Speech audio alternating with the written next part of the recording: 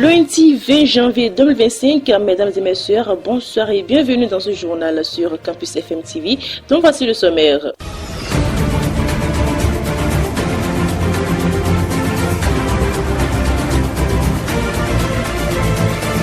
Après plusieurs mois de cours intensifs, les étudiants du centre universitaire d'Adiara vont être évalués selon les diverses notions reçues en classe. C'est le département de la sociologie et anthropologie qui a fait le premier pas depuis ce lundi matin. Les précisions sont à suivre dans ce journal. Hors de nos frontières, Donald Trump investit ce lundi 20 janvier pour un second mandat et devient le 47e président des États-Unis. L'investiture s'est déroulée à Washington devant plusieurs autorités politiques. Les détails dans ce journal. En page sport pour finir, la phase allée de Celtics League Pro a connu son épilogue le week-end dernier et le bilan présente quelques surprises de taille. Nous en parlerons dans ce journal. Voilà l'essentiel à retenir pour les titres. Mesdames et messieurs, les précisions sont à suivre après cette virgule.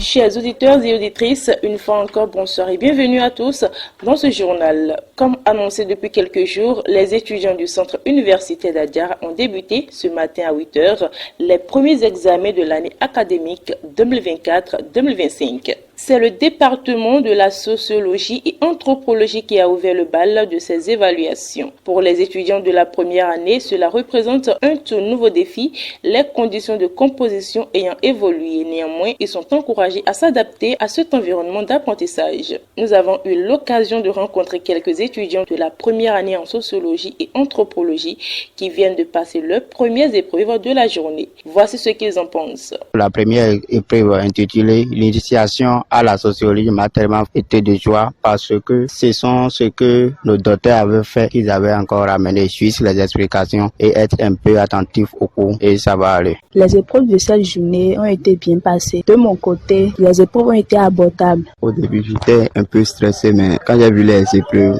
on a fait presque toutes les choses en classe. Edmond Arisso, une étudiante de ce même département, met en lumière l'importance d'assister aux cours en présentiel pour mieux réussir lors des évaluations, soulignant que le suivi des cours à distance peut être moins bénéfique. Écoutons ses réflexions. Pour les épreuves, je les ai trouvées abordables quand on se donne et puis on suit attentivement ce que les docteurs disent en classe. Même si tu ne vas pas avoir des meilleures notes, tu auras quand même le minimum pour valider les yeux. Je préfère venir au cours parce que avec les épreuves, si tu ne viens pas au cours, tu sauras pas exactement. Il y a plusieurs réponses à une seule question. Mais ce que le docteur préfère, toi, tu sauras pas. Mais si tu étais venu au cours en son temps, tu sauras ce qu'il préfère que toi, tu vas écrire. Enfin, le département d'anglais ainsi que celui de la géographie et aménagement du territoire se prépareront à leurs propres épreuves dans les jours à venir.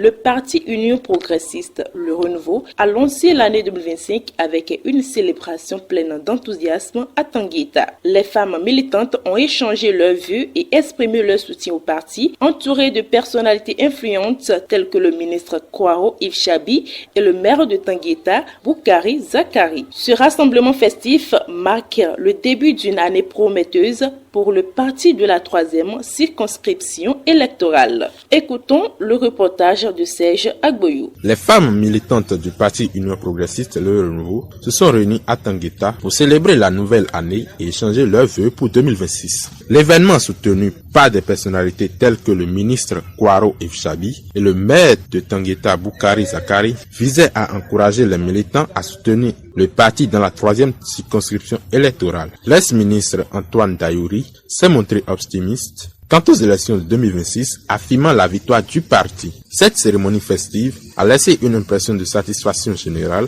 mettant en avant l'engagement des militants du parti pour une nouvelle approche du développement politique. Le président de l'Assemblée nationale du Bénin, Louis Vlavonou, a réalisé une visite de travail en Côte d'Ivoire les 19 et 20 janvier 2025 à l'occasion de l'ouverture de la première session ordinaire du Parlement ivoirien. Serge Agboyou, qu'on retrouve à nouveau. Invité par son homologue ivoirien Adama Bictogo, il a participé ce lundi à la cérémonie inaugurale des activités parlementaires de l'année. Lors de sa visite, Louis Vlavounou a exprimé sa satisfaction d'être accueilli en Côte d'Ivoire, soulignant l'importance de cet événement pour la vie parlementaire du pays. Dans un message sur Facebook, il a souligné que son invitation témoigne de la solidité des relations entre les institutions parlementaires des deux nations. Il a également mis en avant la fraternité et le partenariat exemplaire qui unissent le Bénin et la Côte d'Ivoire, notamment à travers des échanges réguliers et une volonté commune de renforcer la diplomatie interparlementaire en Afrique de l'Ouest. Sortons du Bénin à présent pour voir ce qui fait l'actualité hors de nos frontières.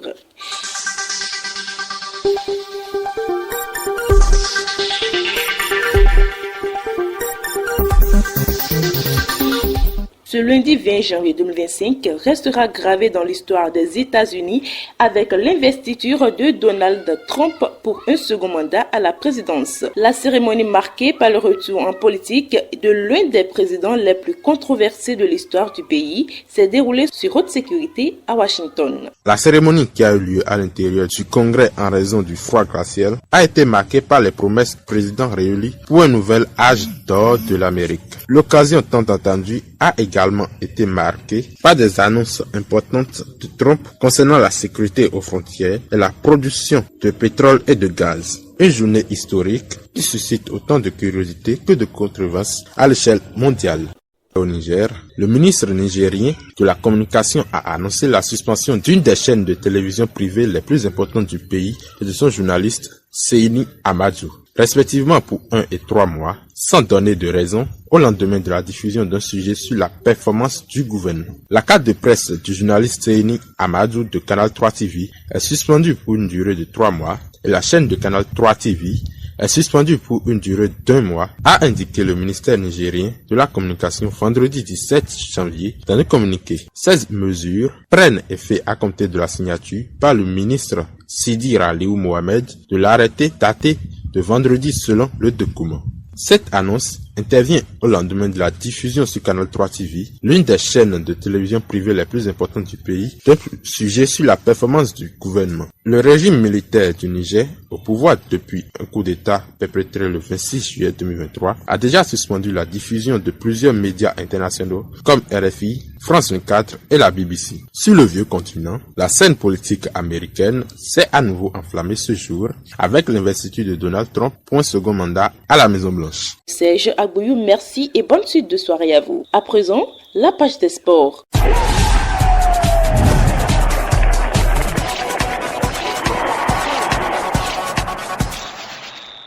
Marcel Nundoubessi, bonsoir. Bonsoir Arike Salami. La phase allée de la Celtics Ligue Pro 2024-2025 s'est achevée ce week-end et le bilan présente quelques surprises de taille. La première partie de la saison a connu son épilogue ce week-end. Les Cavaliers FC de Niki occupent la première place de la poule A avec un total de 34 points et dans la poule B, ce sont les Dragons de Louémé qui se hissent en tête, tout comme l'année dernière avec 32 points. L'équipe championne en titre, Coton FC, ne se classe qu'à la 4e place dans la poule B. De leur côté, les Lotto Boys, ayant remanié leur effectif à près de 90%, rencontrent des difficultés et se retrouvent à la 6e place de la poule A. Les équipes bénéficieront de 3 semaines de repos avec l'ouverture du mercato jusqu'à la reprise afin de permettre aux clubs de renforcer leurs effectifs. La phase retour est prévue pour débuter le 15 février prochain. Éliminatoire Coupe du Monde féminine U17 2025, les Amazones U17 du Bénin connaissent leur prochain adversaire en éliminatoire. Exempté du premier tour suite au retrait du Congo, le Bénin affrontera les Léopards U17. La RD Congo a battu en score cumulé le Niger par 4-0. La sélectionneur des Amazones U17, Ida Azonsou, se prépare ainsi pour ce nouveau défi avec les matchs du deuxième tour prévus entre le 7 et le 16 mars 2025.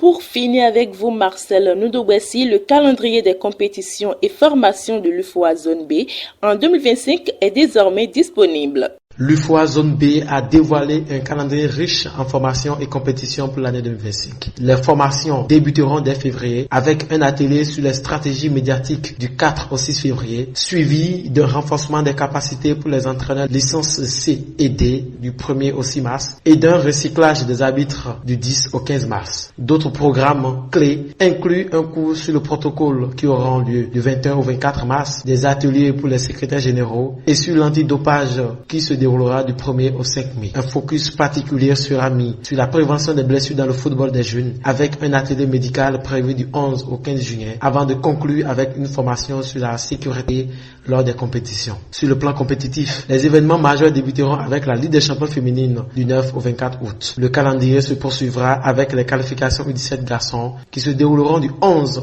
au 25 septembre et la coupe WAFU A et B U20 garçons qui vont se dérouler du 7 au 23 octobre. Les équipes nationales féminines s'affronteront lors de la coupe des dames UFOA B prévue pour se dérouler du 3 au 16 novembre avant de laisser place aux qualifications ASFC U15 pour garçons et filles prévues du 27 au 30 novembre. Ces initiatives reflètent l'engagement de l'UFOA Zone B à renforcer le football à tous les niveaux en 2025. Ce sera tout à Reké Salami pour la page des sports.